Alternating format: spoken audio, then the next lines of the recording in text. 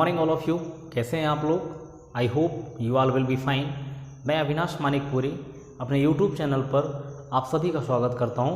और आज जो हम डिस्कशन करने वाले हैं, आज जो हम स्टडी करने वाले हैं वो है क्लास 7th सोशल साइंस के चैप्टर नंबर 11 का पार्ट 5, जहां पर हम डिस्कशन करेंगे the Sayyid dynasty, the Lodi dynasty and the Bahmani kingdom, the Vijayanagara kingdom and what is the causes of the decline of Delhi सल्तनत, कि दिल्ली सल्तनत के डिक्लाइन के काजेज़ क्या क्या थे।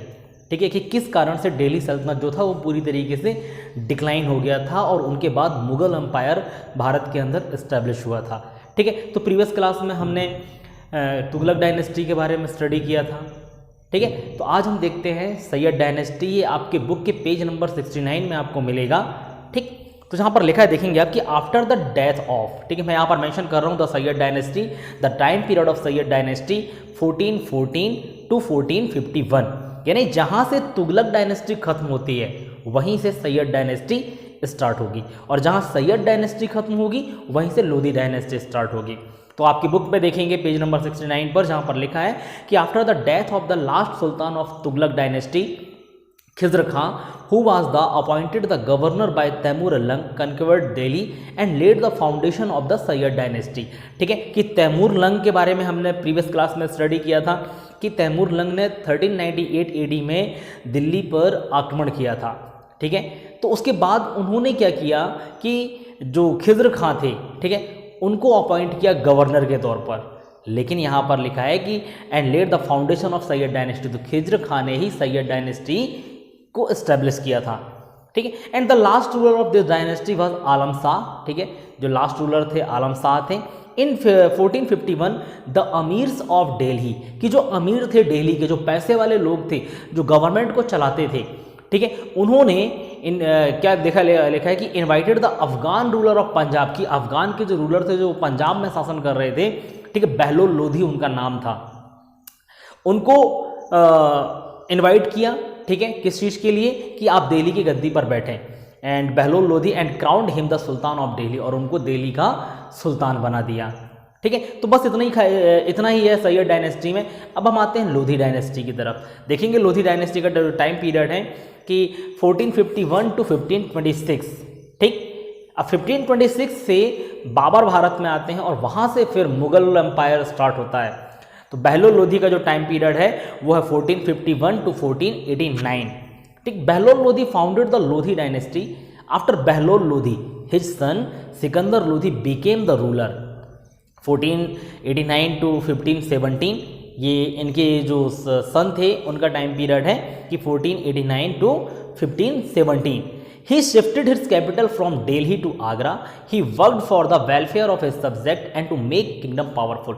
Basically जो बहलोल लोधी के सन थे उनका काम वेलफेयर ऑफ सब्जेक्ट था, यानी प्रजा के वेलफेयर के लिए वर्क करना था, और उन्होंने अपने किंगडम को पावरफुल बनाया था। ठीक, नेक्स्ट हम इनमें देखेंगे अब्राहिम लोधी। ठीक, अब्राहिम लोधी इनका टाइम पीरियड जो है वो 1517 टू 1526 AD है। तो यहां पर लिखा है the last ruler of Lodi dynasty was Ibrahim Lodi. The Afghan noble revolts against him and invited Babur the ruler of Kabul to attack India. Babur defeated Ibrahim Lodi in the first battle of Panipat in 1526 AD। Lodi was killed in the battle. तो बात ये हुई कि जो last ruler थे, ठीक है, Lodhi dynasty के, वो इब्राहिम लोधी हुए। एंड अफगान नोबल्स, यानी अफगान के जो विद्वान लोग थे, जो बड़े लोग थे, उन्होंने इनके खिलाफ रिवॉल्ट क्रिएट कर दिया। ठीक है, वो इनके शासन से खुश नहीं थे एंड उन्होंने बाबर को इनवाइट किया। बाबर जो कि काबुल पर, जो कि रूलर ऑफ काबुल, यानी काबुल के रूलर थे, उनको भारत पर क्या बोल सकते हैं, अटैक करने के लिए उन्होंने इनवाइट किया। एंड फाइनली बाबर ने भारत पर अटैक किया और फर्स्ट बैटल हुआ पानीपत का 1526 में। ये याद रखने वाली बात है कि first battle of Panipat in 1526 between Babur and Ibrahim Lodi, जहां पर अब्राहिम लोधी की डेथ हो गई, अब्राहिम लोधी को किल्ड कर दिया गया। ठीक है, नीचे वाले पैराग्राफ पे देखेंगे दस the Delhi sultanate came to an end after the downfall of the Delhi sultanate a large number of independent states emerged. ठीक है, कि ऐसे करते करते दिल्ली सल्तनत का जो टाइम पीरियड था वो धीरे धीरे खत्म हो गया, और जब दिल्ली सल्तनत खत्म होने लगा, ठीक है, तो वहां से बहुत सारे छोटे छोटे स्टेट इमर्ज हो गए, इंडिपेंडेंट स्टेट जो अपने आप को स्वतंत्र घोषित कर लिए, ठीक है। फिर लिखा है कि those were the kingdom of Bahmani, Vijayanagar, Mewar, Marwar, Malwa, Gujarat, Jaunpur and Bengal. ये कुछ किंगडम्स के नाम है जहां पर हम बेसिकली दो किंगडम्स के बारे में स्टडी करेंगे इस चैप्टर में, the Bahmani kingdom and the Vijayanagar kingdom. तो द बहमनी किंगडम देखें आप कि the Bahmani kingdom was founded in AD 1347 by Alauddin Bahman Shah, ठीक है। ये बात याद रखने लायक है कि बहमनी किंगडम को फाउंड किसने किया था, अलाउद्दीन बहमन शाह, कब, 1347 एडी में। And now the Bahmani kingdom expanded to the state in the Deccan to Krishna, Deccan up to Krishna river, ठीक है। डेक्कन यानी दक्षिण का एरिया जो था वहां से लेकर कृष्णा रिवर तक इन्होंने अपना किंगडम स्प्रेड कर लिया था। The most important ruler of this kingdom was Firoz Shah. In the middle of the 15th century Bahmani kingdom was divided into 5 kingdoms, Bidar, Berar, Ahmednagar, Bijapur and Golconda, ठीक है। ये 5 किंगडम्स में डिवाइड हुआ था और जो सबसे मोस्ट इंपोर्टेंट रूलर जिनका नाम यहां पर लिखा है वो थे फिरोज शाह, ठीक है। और आफ्टर बिटवीन यदि मिडिल 15th century देखें तो ये 5 किंगडम्स में डिवाइड हो गया था, ठीक है, जिनके नाम है Bidar, Berar, Ahmednagar, Bijapur and Golconda. And now the next है विजयनगर किंगडम। विजयनगर किंगडम पर आप देखें कि the Vijayanagar empire was founded by 2 brothers Harihara and Bukka in AD 1336, कि 1336 में ये 2 ब्रदर्स थे हरिहर एंड बुक्का, इन्होंने विजयनगर किंगडम को फाइंड किया।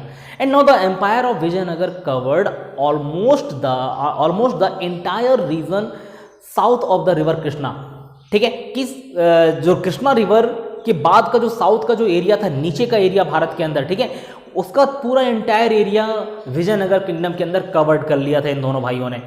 There capital was Vijayanagar, modern Hampi a Karnataka, ठीक है, कि इन्होंने अपनी किंगडम विजयनगर को बनाई जो कि मॉडर्न अभी के समय हम देखें वो हम्पी हम कहते हैं जो कि कर्नाटक में है। And now the most famous king of this empire were Devaraya first, Devaraya second and Krishna Devaraya. ये 3 रूलर थे जो इंपॉर्टेंट थे यहाँ पर कि Krishna Devaraya first, Devaraya second and Krishna Devaraya. And now there were conflict between the Bahmani and Vijayanagar kingdom over the region between the river Krishna and Tungabhadra known as Raichur Doab, ठीक है। अब देखिए यहां पर ऋषुर दुआब क्यों बोला गया। ऋषुर दुआब का मतलब ये होता है कि रिच दुआब। दुआब का मतलब मैंने आपको पहले ही बताया हुआ है कि 2 धाराओं के बीच की जगह उसको हम दुआब बोलते हैं। तो एक ही टाइम पर बहमनी किंगडम और विजयनगर किंगडम ये राइज कर रहे थे, तो दोनों किंगडम्स में कॉन्फ्लिक्ट हो गया, यानी लड़ाई होने लगी अपने अपने एम्पायर को एक्सपेंड करने के लिए। एंड फिर लिखा है कि many foreign traveller came to India during this time such as Niccolo Conti from Italy, the Iranian ambassador Abdul Razzaq and Domingo Paes from Portugal. These travelers have written about the splendor and extent of the Vijayanagar empire. तो कुछ rulers के नाम है यहाँ पर जो इनके time पर यहाँ पर आए, ठीक है, जिन पर सबसे पहले नाम दिया है कि निकोलो कोंटी जो कि इटली से थे वो भारत पर आए थे। फिर ईरानियन एम्बेसडर थे अब्दुल रज्जाक जिनका नाम था वो भारत पर आए थे। डोमिंगो पीस जो पुर्तगाल के थे वो भारत आए। और इन ट्रेवलर्स ने विजयनगर एम्पायर के स्प्लेंडर और एक्सटेंट के बारे में काफ़ी कुछ लिखा है, ठीक है। स्प्लेंडर का मतलब ये होता है बेटा, स्प्लेंडर यानी शानदार जो विजयनगर एम्पायर था, ठीक है, उसके बारे में और उसके एक्सटेंट के बारे में लिखा है कि कहाँ तक वो एम्पायर फैला हुआ था और कितना समृद्ध था, ठीक। तो ये तो था बहमनी किंगडम और विजयनगर एम्पायर के बारे में discussion. Now the last topic of this chapter, causes of the decline of Delhi सल्तनत। आप देखेंगे यहाँ पर कि मैंने काजेज को मेंशन किया हुआ है, ठीक है, और उनकी डिटेलिंग मैं आपको बता दे रहा हूँ। ये आपके बुक के पेज नंबर 70 पर आपको मिलेगा। फर्स्ट है वीक एडमिनिस्ट्रेशन, ठीक है। अब वीक एडमिनिस्ट्रेशन का मतलब क्या होता है कि एडमिनिस्ट्रेशन वीक होना, कमजोर होना, ठीक है, अच्छे से एडमिनिस्ट्रेट ना कर पाना। तो यहां पर लिखा था Delhi Sultanat had a death of able ruler, they did not try to establish a strong administration. जब इनके एबल रूलर की डेथ हो जाती थी तो ये ट्राई नहीं करते थे कि एक अच्छा एडमिनिस्ट्रेशन बनाएं। And their administration depend upon their military power, और बेसिकली इनका जो एडमिनिस्ट्रेशन था वो इनकी मिलिट्री पावर पर डिपेंड था, ठीक है, इनके फोर्सेस पर डिपेंड था। And now the centre of government did not have control over the local rulers, और जो सेंटर में जो गवर्नमेंट होते थे वो लोकल रूलर यानी छोटे छोटे जो रूलर होते थे, ठीक है, उन पर कंट्रोल नहीं कर पाते थे। दूसरा लिखा है कि no define law of succession. Law of succession का मतलब ये होता है बेटा कि सक्सेशन के लिए कुछ नियम बने होते हैं, जैसे राजा का बेटा राजा, जैसे मोनार्की में होता है, ठीक, अब तो डेमोक्रेसी है, अब ये फॉर्म नहीं चलता, लेकिन पहले क्या होता था कि राजा का बेटा ही राजा बनता था। लेकिन यहाँ पर no define law of succession था। कैसे कि after the death of a sultan war of succession ensued, only the short could decided the succession, ठीक है, कि युद्ध ही डिसाइड करता था कि कौन राजा बनेगा, ठीक है। जैसे कि सुल्तान की डेथ हुई, लोगों में लड़ाइयाँ हो जाती थी सुल्तान बनने के लिए, क्योंकि सुल्तान ये डिसाइड करके नहीं जाता था कि आने वाले समय में अब सुल्तान कौन बनेगा, ठीक है। नाउ थर्ड है इंटरनल डिफरेंसेस। इंटरनल डिफरेंसेस का मतलब, ठीक है, आंतरिक यानी अंदर ही अंदर उनके बीचों में डिफरेंसेस क्रिएट होता था। कैसे यहाँ पर लिखा है कि although there was religious unity among the Muslims, there were also differences and conflict among them on the basis of race, caste and clan, ठीक है, कि जाति के आधार पर, ये भले मुस्लिम कम्युनिटी थे, ठीक है, कि यहाँ लिखा कि यूनिटी अमॉन्ग द मुस्लिम्स, की यूनिटी तो थी, लेकिन इन्होंने बोला कि differences and conflict among them on the basis of race, फिर भी कि इनके अंदर जाति के आधार पर, ठीक है, इनके कास्ट के आधार पर, इनके क्लैन के आधार पर, वंश के आधार पर कॉन्फ्लिक्ट क्रिएट होते थे। एंड नाउ फोर्थ में लिखा कि ill treatment of the Hindus and revolt by local rulers. अब इल ट्रीटमेंट, ये देखिए मुस्लिम्स रूलर थे, हिंदुओं के साथ इनका जो बिहेवियर था वो अच्छा नहीं था। लिखा कि मोस्ट ऑफ द दिल्ली सल्तनत followed the policy of religious intolerance, ठीक है, रिलीजियस इनटॉलरेंस का मतलब होता है धार्मिक असहिष्णुता, ठीक है, कि धर्म के नाम पर लोगों को परेशान करना।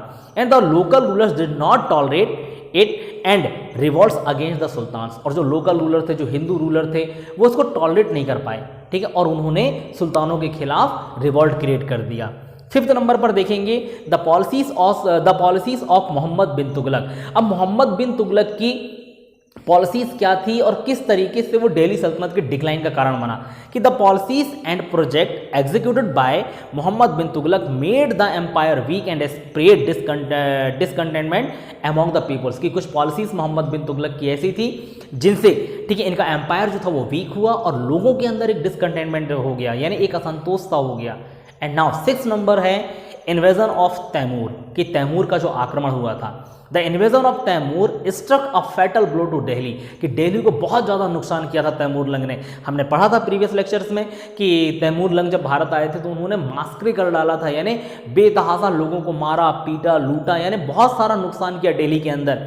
And he ordered killing, looting and plundering. The order of the army and economy was shattered, ठीक है, कि इनके ऑर्डर से जो इनकी आर्मी थी वो लोगों को काफ़ी नुकसान पहुंचाया, किल किया, लूटा, यानी टोटल कहना चाहिए आपकी तैमूर लंग ने एक तरह से दिल्ली को बर्बाद कर दिया। तो ये भी एक बहुत बड़ा रीज़न था दिल्ली सल्तनत के डिक्लाइन होने का। तो यहाँ पर आपका टॉपिक जो होता है वो खत्म होता है, ठीक है। नेक्स्ट क्लास में मैं आपको इसके क्वेश्चन आंसर प्रोवाइड करा दूंगा। आज के लिए बस इतना ही। Thank you so much.